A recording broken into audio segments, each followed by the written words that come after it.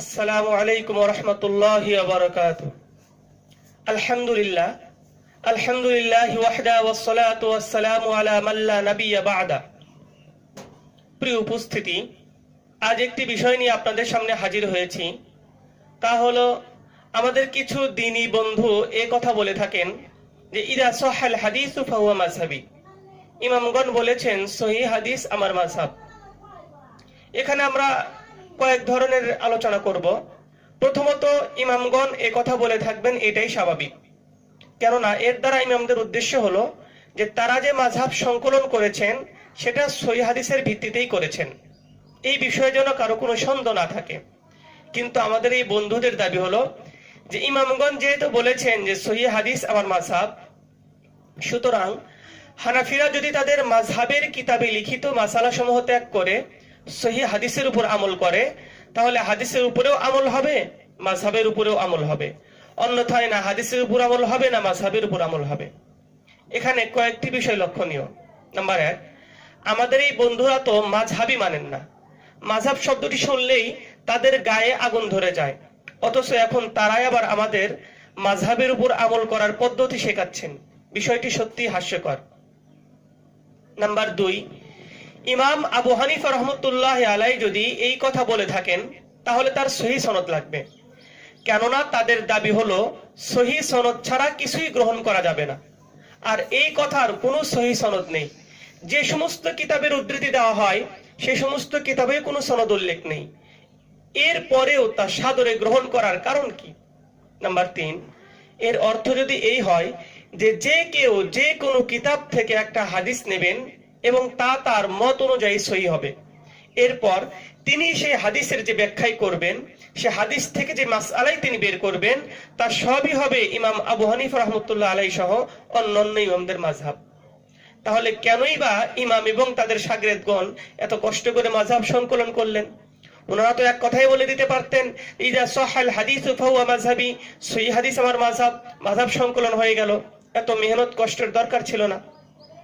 Number 4, ইমাম আবু হানিফা রহমতুল্লাহ আলাই হাদিসের সহিহ, জয়ীফ, রাজে, মারজু, নাসিখ, মানসুখের যে তাহকিক, ব্যাখ্যা, বিশ্লেষণ তিনি করেছেন, হাদিস থেকে যে মাসালা তিনি ইস্তেমবাদ করেছেন, তা যদি ইমাম আবু হানিফা রহমতুল্লাহ আলাইয়ের মাযহাব না হয়, এমনকি হাদিসের অনুসরণ না হয়, তাহলে আপনিই বা কে যার তাহকিক, ব্যাখ্যা, বিশ্লেষণ হবে হাদিসের অনুসরণ এবং ইমাম আবু হানিফা রহমতুল্লাহ আলাইয়ের মাযহাব? আর হাদিস সম্পর্কে সম্যক ধারণা রাখেন এমন ব্যক্তি জানেন যে হাদিস সহিহ হওয়ার সংজ্ঞার ভিতরেও ইমামদের ভিতরে মতভিন্নতা রয়েছে।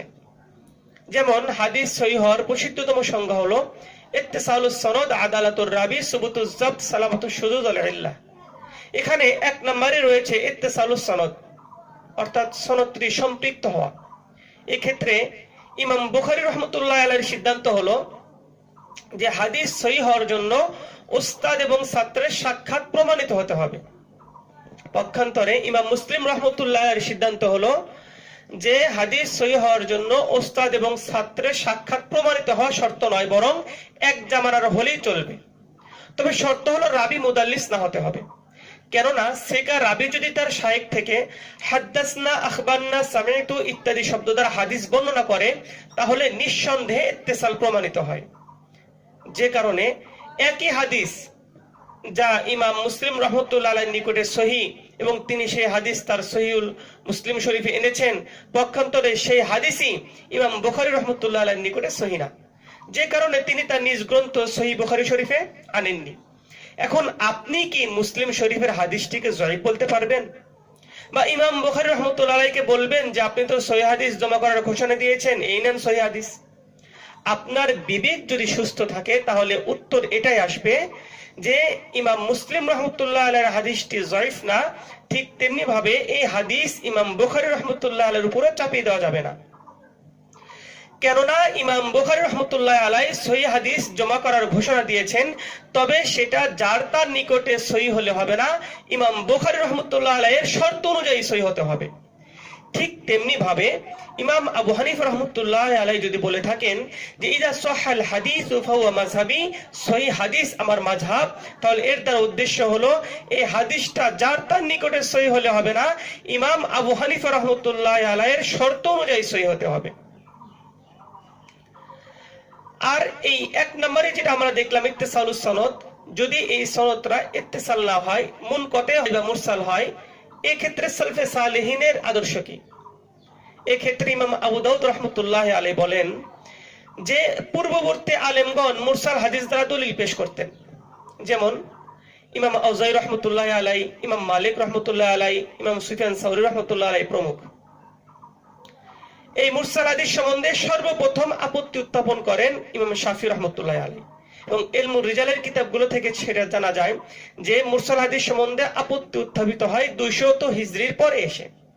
তবে ইমাম শাফি রাহমাতুল্লাহ আলাইহিও শর্ত সাপেক্ষে মুরসাল হাদিস গ্রহণ করেন। এক্ষেত্রে আল্লামা হাফেজ ইবনে হাজার আসকালানী রাহমাতুল্লাহ আলাইহি শরহে নুকবার ভিতরে উল্লেখ করেন যে মুরসাল হাদিস যদি ভিন্ন কোনো সনদে বর্ণিত হয়ে থাকে, চাই সেই সনদটি বিচ্ছিন্ন বা বিচ্ছিন্ন, তা প্রমাণযোগ্য। ঠিক তেমনি ভাবে এই মুরসাল হাদিস সম্বন্ধে আল্লামা ইবনে তাইমিয়া রাহমাতুল্লাহ আলাইহি, যাকে আমাদের লামাযহাবী বন্ধুরাও মান্য করে থাকেন, ওনার ফতোয়ার কিতাবের ভিতরে উল্লেখ করেন যে মুরসাল হাদিসটির অনুকূলে যদি ভিন্ন কোনো সমর্থন পাওয়া যায় বা পূর্বসূরি করার আমল পাওয়া যায়, তাহলে ফুকাহায়ে কেরামের সর্বসম্মতিক্রমে তা প্রমাণযোগ্য। এক কথায় মুরসাল হাদিস সালফে সালেহিন, উলামায়ে কেরাম, ফুকাহায়ে কেরামের নিকটে প্রমাণযোগ্য। সুতরাং আপনার নিকটে হাদিস সহিহ হলে বা আপনার নিকটে শুধু জয়ীফ হলে তো হবে না, আপনি যার উপর দলিলটা চাপিয়ে দিচ্ছেন তার নিকটে এটা দলিলযোগ্য কিনা সেটা তো দেখতে হবে, যার দৃষ্টান্ত আমরা পূর্বে দিয়ে এসেছি। শুধু তাই নয়, হাদিস সহিহ হওয়ার তৃতীয় নং শর্ত হলো সুবুতুজ যাবত, অর্থাৎ হাদিসটি মুখস্থ থাকা। এই ক্ষেত্রে ইমাম আবু হানিফা রাহমাতুল্লাহ আলাইহির সিদ্ধান্ত হলো যে হাদিসটি রাবী শ্রবণ করা থেকে নিয়ে বর্ণনা করা পর্যন্ত মুখস্থ থাকতে হবে। এর ভিতরে যদি একবারও হাদিসটি ভুলে যায় বা খাতা দেখে বর্ণনা করে, তাহলে ইমাম আবু হানিফা রাহমাতুল্লাহ আলাইহির নিকটে তা সহিহ বলে বিবেচিত হবে না। দেখুন কত কঠিনতম শর্ত দিয়েছেন ইমাম আবু হানিফা রাহমাতুল্লাহ আলাইহি।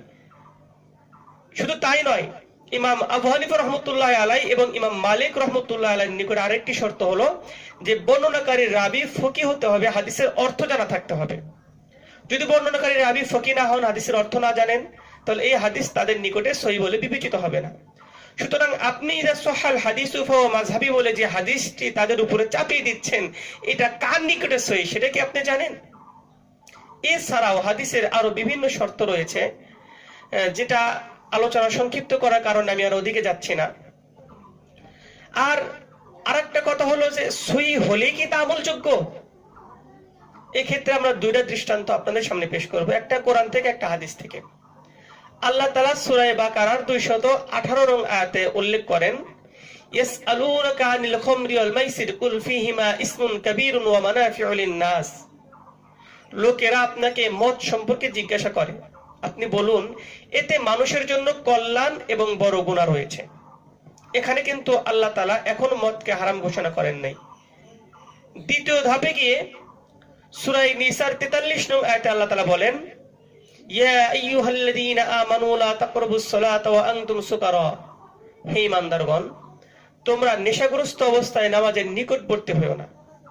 এখানেও কিন্তু মদকে সাময়িক সময়ের জন্য নিষেধ করা হয়েছে, সর্বসময়ের জন্য নয়। তৃতীয় ধাপে গিয়ে আল্লাহ তাআলা সূরা মায়দার 90 এবং 91 নং আয়াতে মদকে সর্বসময়ের জন্য, সর্বকালের জন্য হারাম ঘোষণা করেন। তাহলে পূর্বের দুইটা আয়াত এখনো তেলাওয়াত হয়, এখনো কোরআনের ভিতরে আছে এবং সহিহ, এরপরেও তার উপর আমল করা সম্ভব নয়। ঠিক তেমনি ভাবে হাদিসের ভিতরেও শুধুমাত্র সহিহ হলেই হবে না, সে হাদিসটি আমলযোগ্য কিনা সেটা দেখতে হবে। অর্থাৎ ইযা সাহাল হাদিসু ফাহুয়া মাযহাবি, এর অর্থ হলো ইযা সাহাল হাদিসু লিল আমালি বিহি ফাহুয়া মাযহাবি। হাদিসটি যখন আমলযোগ্য হবে তখন সেটি আমার মাযহাব। এবং এটা শুধু আমাদের কথা না, ইমাম বুখারী রাহমাতুল্লাহ আলাইহির সিদ্ধান্ত এটি যেমন ইমাম বুখারী রাহমাতুল্লাহ আলাইহি তার সহিহুল বুখারীতে কিতাবুস সালাতের ১২ অধ্যায়ে বাবু মা ইযকারু ফিল ফাখিদি উরুস সতরের অন্তর্ভুক্ত কিনা আলোচনা করতে গিয়ে বলেন যে ওয়া হাদিসু আনাসিন আসনাদু ওয়া হাদিসু জারহাদিন আহওয়াতু হাত্তা ইখরাজু মিন ইখতিলাফিহিম, অর্থাৎ আনাস রাদিয়াল্লাহু তাআলা আনহুর হাদিস যাতে উরুস সতর না হওয়া প্রমাণিত, সনদের মানদণ্ডে অধিক সহি হলেও জারহাদ রাদিয়াল্লাহু তাআলা আনহুর হাদিস যাতে উরুস সতর হওয়া প্রমাণিত, অগ্রগণ্য, আমলযোগ্য, যেন আমাদের ইখতিলাফের ভিতরে থাকতে না হয়। অর্থাৎ ইদা সহাল হাদিসু ফাওয়া মাযহাবি, এর অর্থ হলো ইদা সহাল হাদিসু লিল আমালি বিহি ফাওয়া মাযহাবি, হাদিসটি যখন আমলযোগ্য হবে তখন সেটি আমার মাযহাব। তাই আপনারা যে দাবি করে থাকেন এই দাবিটা আদৌ সঠিক না। দ্বিতীয়ত হলো আপনি যে হাদিসটা উল্লেখ করলেন সহিহ বলে, সে হাদিস থেকে যে মাসআলা দাবি করছেন তা কতটুকু সঠিক। এক কথায় সাধারণ মানুষদের নিজেদের মধ্যে বা আলেমদের সঙ্গে মতবিরোধপূর্ণ মাসআলায় তর্ক বিতর্কে লিপ্ত না হওয়া আবশ্যক।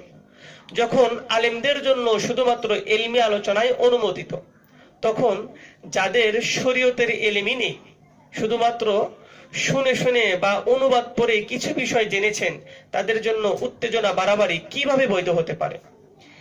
এরপরেও যদি কেউ কোনো মাসআলায় কারো অপতৎপরতার কারণে সন্দিহান হয়ে পড়েন, তাহলে এমন কোন সুনির্দিষ্ট মাসআলার কথা উল্লেখ করুন যেখানে শুধুমাত্র ইমাম আবু হানিফা রাহমাতুল্লাহ আলাইহির মতকে গ্রহণ করা হয়েছে এবং তার কথার সমর্থনে কোরআন, হাদিস, ইজমা, খোলাফায়ে রাশিদিনের সুন্নাহ কোনো প্রমাণই নেই, অথচ এর বিপরীতে রয়েছে সহিহ সরিহ হাদিস, যার উপর উলামায়ে আহনাফ আমল না করে শুধুমাত্র আবু হানিফা রাহমাতুল্লাহ আলাইহির কথার উপরে আমল করছেন।